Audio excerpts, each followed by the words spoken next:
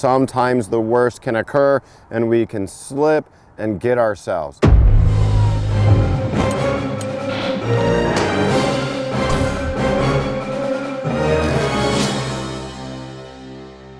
My name is Thomas Coyne, Chief Instructor at Coyne Survival Schools, and I'm going to teach you how to clean and bandage a wound in the wilderness.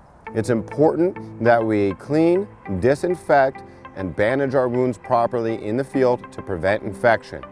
Now, the difference between irrigating and rinsing is pressure. We may be in a situation when we don't have a lot of water to spare, and irrigation will get the most gunk out and use the least amount of water.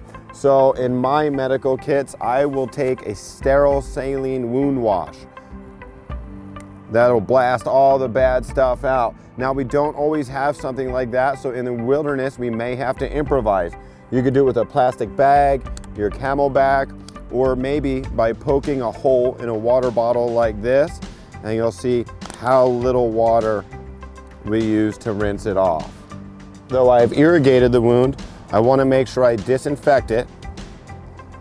The dressing is what goes directly on the wound, and we always want to use a sterile dressing when possible.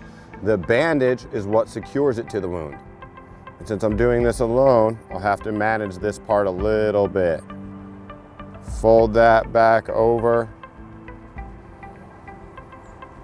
and get it secure.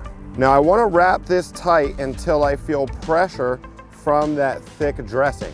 If I feel as though I need more pressure, I can apply a twist directly over the wound site and lock that down like so.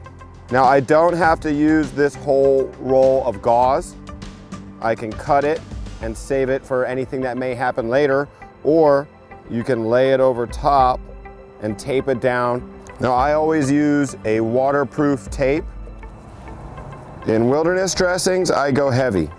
I want each piece to be several inches long. I don't want small little tabs of tape. We never use a single piece of tape to go around the entire circumference of the hand or of a limb, okay? Because they could swell up and we don't want to restrict blood flow improperly.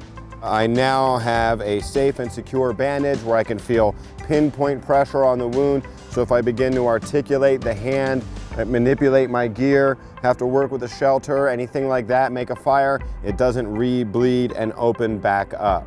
Thank you for watching, and we have a lot more tips coming.